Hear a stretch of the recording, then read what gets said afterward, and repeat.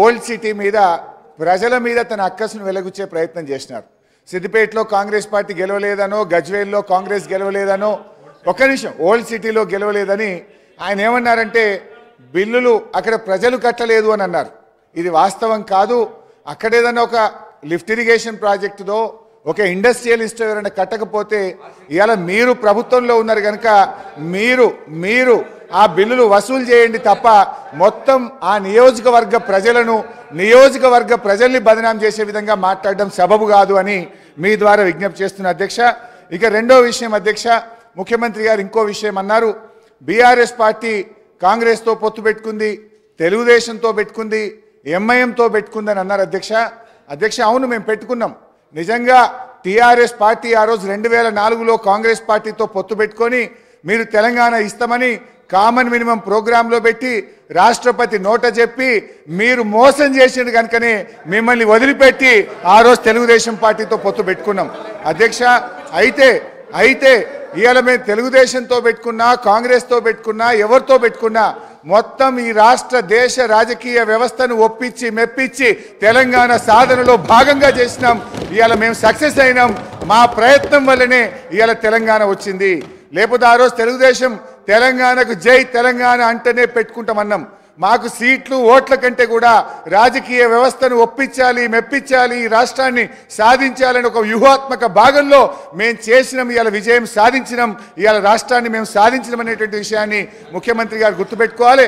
ముఖ్యమంత్రి గారు ఆయన వ్యక్తిగతంగా పదవుల కోసం ఆయన పార్టీలు మారింది తప్ప మేము ఇతర రాజకీయ పార్టీలతో పొత్తు పెట్టుకుంటే తెలంగాణ కోసం మేము పెట్టుకున్నాం అధ్యక్ష.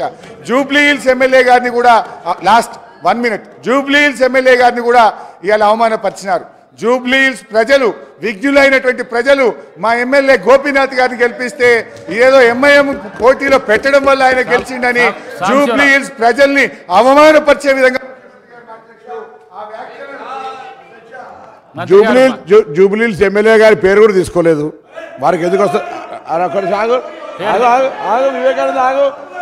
వివేకానంద గారు సార్, వారు తెలంగాణ ఎలా గౌరవ సభ్యులు మాట్లాడుతూ సిద్దిపేట ప్రజలు బిల్లులు ఎక్కడ కూడా ప్రజలు అనే పదం రాలే ఉంటే దాన్ని తప్పకుండా మీరు ప్రజల పదం రాలే.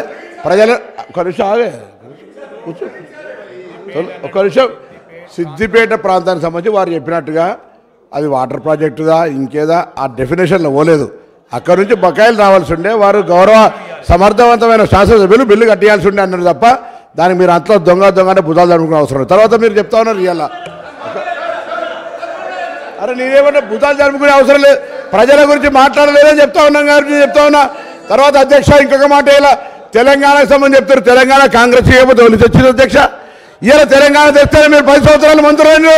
దయచేసి ఆ విషయం మర్చిపోవద్దు. ఇలా తెలంగాణ తేకపోతే తెలంగాణ పార్లమెంట్ ఆర్టికల్ 3 ఇవాళ మీ పార్లమెంట్ సభ్యులు కేశవరావు గారు కానీ కాంగ్రెస్ పార్లమెంట్ సభ్యులు లేకపోతే తెలంగాణ ఎక్కడ అధ్యక్ష? ఇలా వీళ్ళు మాట్లాడతారు.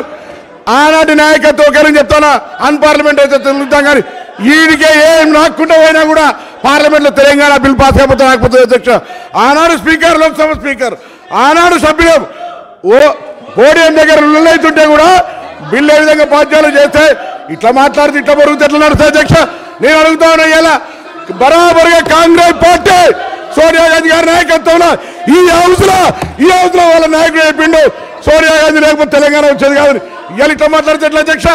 ఆనాడు ఉండే పరిస్థితి వల్ల మేము మళ్ళీ చెప్తా ఉన్నాం, మా రాజగోపాల్ రెడ్డి గారు, మా డాక్టర్ వివేక్ గారు, మేము ఆయన వాళ్ళ ఎంపీ కేశవరావు గారు, ఇలా శాసన మండలి చైర్మన్ సుఖాంజరెడ్డి గారు అనగానే పార్లమెంట్ సభ్యులం లేకపోతే ఎక్కడిది తెలంగాణ అధ్యక్ష?